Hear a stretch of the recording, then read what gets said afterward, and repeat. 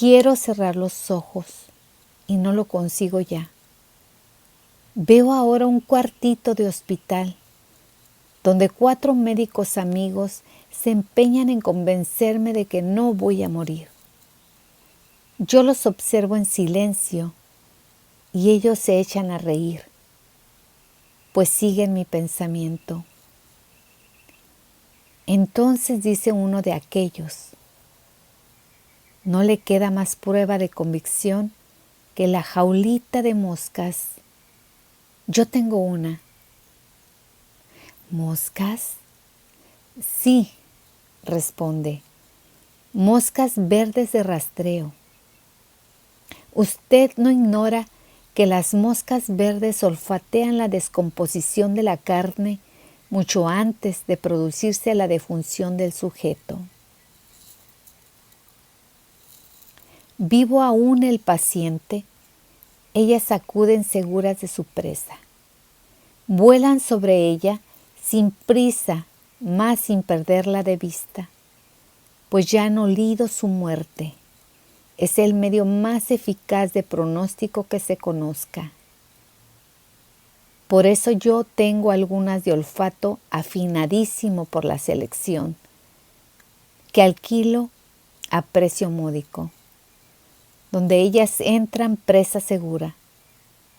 Puedo colocarlas en el corredor cuando usted quede solo y abrir la puerta de la jaulita, que dicho sea de paso, es un pequeño ataúd. A usted no le queda más tarea que atisbar el ojo de la cerradura. Si una mosca entra y la oye usted zumbar, ese atisbar el ojo de la cerradura. Si una mosca entra y la oye zumbar, esté seguro de que las otras hallarán también el camino hasta usted. Las alquilo a precio módico. ¿Hospital? Súbitamente el cuartito blanqueado, el botiquín, los médicos y su risa se desvanecen en un zumbido. Y bruscamente también se hace en mí la revelación. Las moscas. Son ellas las que zumban. Desde que he caído han acudido sin demora. Amodorradas en el monte por el ámbito del fuego, las moscas han tenido, no sé cómo, conocimiento de una presa segura en la vecindad. Han olido ya la próxima descomposición del hombre sentado, por caracteres inapreciables para nosotros. Tal vez en la exhalación a través de la carne de la médula espinal cortada. Han acudido sin demora y revolotean sin prisa, midiendo con los ojos las proporciones del nido que la suerte acaba de deparar a sus huevos. El médico tenía razón. No puede su oficio ser más lucrativo.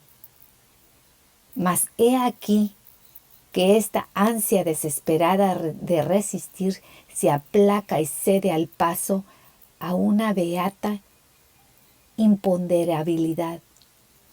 No me siento ya un punto fijo en la tierra, arraigado a ella por gravísima tortura. Siento que fluye de mí como la vida misma, la ligereza del vago ambiente, la luz del sol, la fecundidad de la hora, libre de espacio y el tiempo.